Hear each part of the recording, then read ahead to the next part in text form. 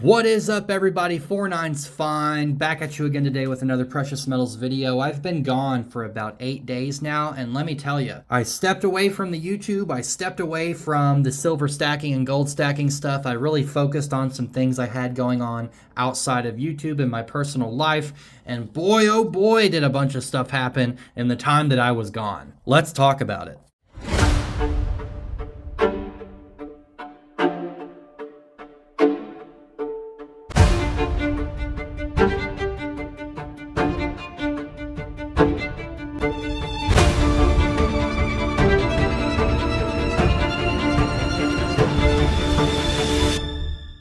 A huge thank you to our community members. Thank you guys very, very much for being part of the finest. Let me preface this video by stating this is not financial advice. This is for entertainment purposes only. Do your own research, come to your own conclusions based upon that. And please like, comment, subscribe. I would love for you to join this beautiful journey that we're on. Let's hit 2K subs. Let's do it. All right, let's get into it.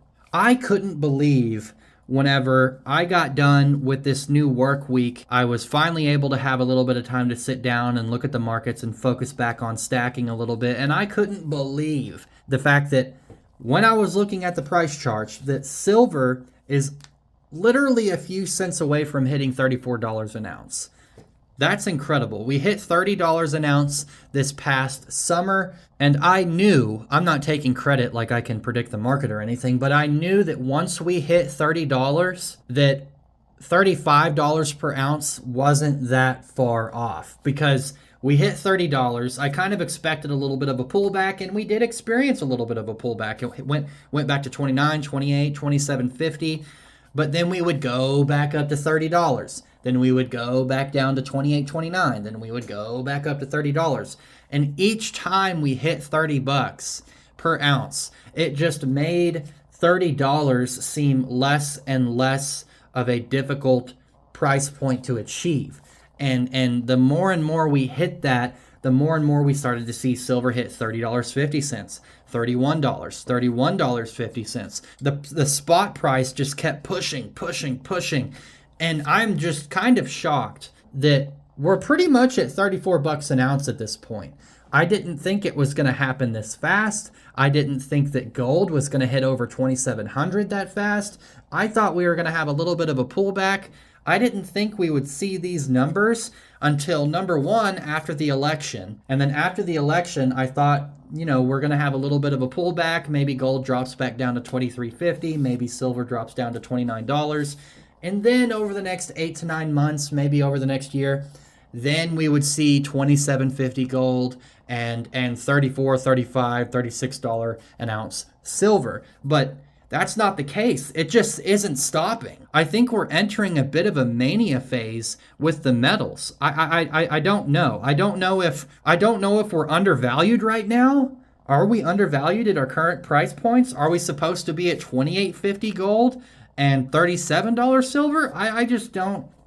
I'm kind of starting to lose my grip on what I think silver spot, gold spot is supposed to be. It's just moving so fast. I just picked up 13 more maples to finish my maple tube finally, and I couldn't believe that I was paying like $37 per ounce for maples. That was crazy. My cart total was way higher than I expected it to be. And it's just another reason why it's so important that if you're on the fence about stacking, in my personal opinion, not financial advice, that you should start as soon as you can. Start picking up a few ounces every single paycheck. Watch silver stacking channels. Learn about it as much as you can, because this is a great way to take your control back of your financial well-being in a way that really isn't as risky as other investments are. You're not depending on the performance of a stock or the performance of a company to keep the stock price high and keep the stock price rising. It's a finite asset. It's a finite resource, and there's only so much of it in the world, and it's getting harder and harder to mine, and it's got a ton of different uses in different industries. And then there's gold that's always been considered a store of value. There's not very much of it at all, compared to silver. So the price action that we have seen is just another reason why it's so important to get started. And a lot of people are asking, should we buy right now? Should we be selling right now? I'm not the type of person really to necessarily want to take profits. I haven't been stacking for that long. Now, if I bought at $14, $15 an ounce, 5 years ago, 6 years ago, maybe I would think about selling, but ultimately this isn't going to stop. It's going to keep pushing. So if you're on the fence about whether you should be buying right now, I think you should. I think you should be buying right now. And then whenever there is a pullback, which I think there will be a pullback, all that means is that you get to buy a whole lot more at a much cheaper price. And then we're all gonna ride the spot price back up to new all-time highs. But this is just absolutely incredible what silver has been doing. It's absolutely incredible what gold has been doing. It's really kind of getting to a point to where the common people simply can't afford an ounce anymore.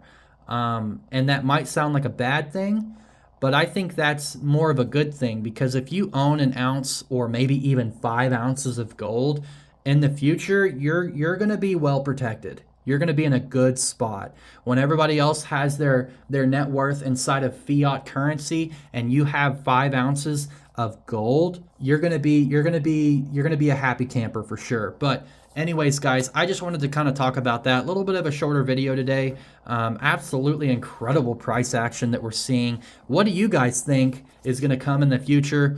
Let me know down in the comments below. Anyways, guys, peace.